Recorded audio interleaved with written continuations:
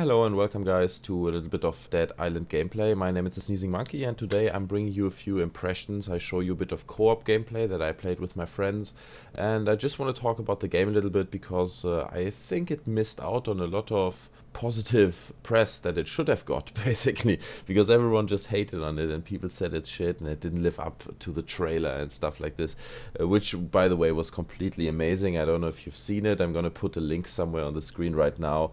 It's like one of the most awesome trailers ever, I think, for a game, and it created really high expectations because before that nobody really had Dead Island on the radar. Like, what is it? Does it even exist? But then it really hit hard, and I think it made like a big part of the success of the game. But nonetheless, most people that I spoke to just didn't like the game. They thought it was boring and dull and repetitive and not immersive, and they had various reasons why it wasn't for them. But for me personally, I think it was amazing. It's actually one of the games that I've finished twice completely, and it's a quite long game as well. I think you play 15-20 hours or something, at least how long it took me. It goes through 4 different worlds as such. In the beginning you start on the beach and it's all like a holiday resort for Western tourists, that just come there to spend the holiday. And then you come into the scenario you see right now, which is the city, which is also great because it's like the story behind the resort are all these poor workers who live in like this kind of ghetto town, which is really bad.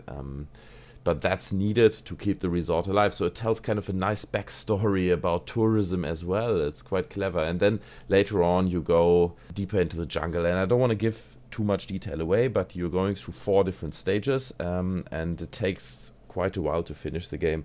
Another interesting fact that you might not know is that the game is banned in Germany. You can't buy it off Steam.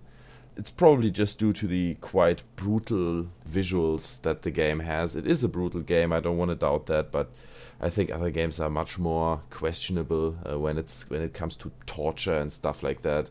And some of that stuff is not banned, so yeah, the German politics are a bit funny in that aspect, actually.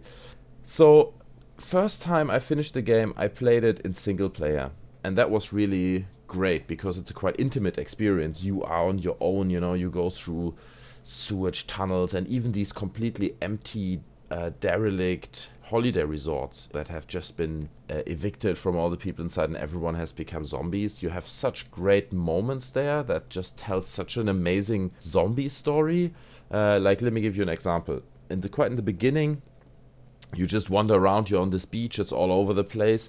If you watch a Let's Play, it should be in the first 2-3 parts of the game. And then you have to go into the resort. And I remember walking up the hill and you hear these birds tweeting and it's all beautiful because you don't see any zombies yet.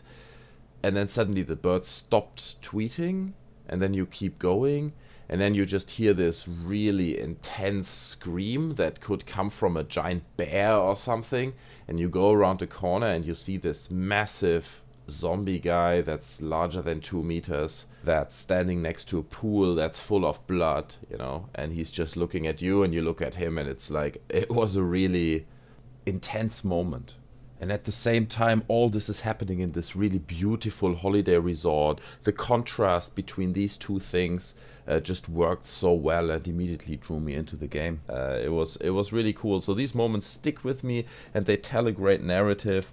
On top of that, they do this whole thing with the melee mechanic, right? You never really use a gun. Unless you fight people, then you use guns. But that makes not more than 5% of the overall gameplay, I would say. So most of the time you just have weapons. It could be a hammer, it can be a sickle, it can be a machete or whatever you see here. But they found a way to make that mechanic so interesting that it keeps you going all the time. You really want to find the next interesting and slightly funny item that you can then tune and attach electricity to, that you can see here, and you level it up and it becomes a really powerful weapon. You can throw the weapons as well, and then sometimes you lose them, and it can really be annoying, because you put so much effort into this one knife that you have to get it electrocuted or whatever, and then you lose it, and it's just really like a bugger. But at the same time, it has a positive aspect because I can't think of any other game where I would lose my weapon and then can't find it again, and that would upset me. So that actually makes it quite unique in that sense. One more little anecdote I can give you guys is actually from the developers Techland. I heard from someone in a podcast that they were on a convention somewhere in 2002 or something, and at that time already Techland showed demos of the engine where you can melee enemies and you basically slap layers of them, if you know what I mean, right? You hit them once, a little part is missing, twice, a big bit more part is missing on a third time. At that time they didn't really know what to do with it, they didn't have the idea of Dead Island, but I actually thought it would be quite interesting just to show that they have really worked a long time on that mechanic. Another aspect to talk about are the graphics. I think the graphics are nice. There's nothing wrong with them, especially in close-up. You know, you can see just the detail that's needed. Basically, it's not too much, nothing fancy as such. But you know, overall, it works really nice, and it has quite a unique art style, I think. You can also see that how they continue that in the new part that's coming out soon, which is called Dead Island Riptide. But I have to say, I'm less excited about the new game coming out, because I finished the first one, like I said, twice, and I really kind of overfed myself with the mechanics of the game. If they would have come up with a fresh scenario for the new game, like, I don't know, for instance, Tokyo or somewhere in China or something that's completely unrelated to this first setting, then I would have said, yeah, why not? It's an interesting approach. But since the new game plays again in some kind of jungle, on some kind of island, I think, I'm not really excited, to be honest, which is a shame, you know, because I think the brand is great, the game mechanics are great, and there's a lot of potential there. Anyway, guys, I think that's it from my side. If you have any questions or you have any thoughts about the game or about the video, then just leave me a quick comment. That would be appreciated. You can also leave me a like if you enjoyed the video. Otherwise, I just see you next time, and I'm out. Bye.